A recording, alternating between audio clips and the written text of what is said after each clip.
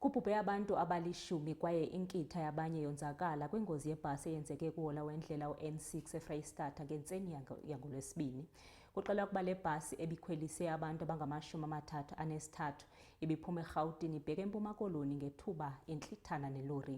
Iqumrhu lolawulo lendlela i-Road Traffic Management Corporation lisasaze igqiza labaphandi bengozi kwindawo yeqhwayelo ukuze lijonge imeko ezijikeleze esi sehlo. The RTMC has sent a team of investigators to the Free State to begin a probe into the cause of the crash that happened in the early hours of this morning.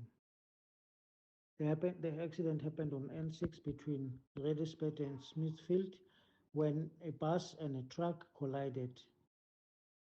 10 people died on the scene, and many other injured people were taken to various hospitals.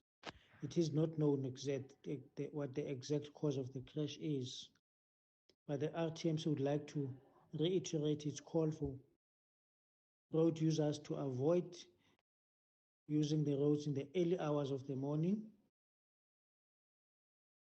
as this is the time when most crashes happen.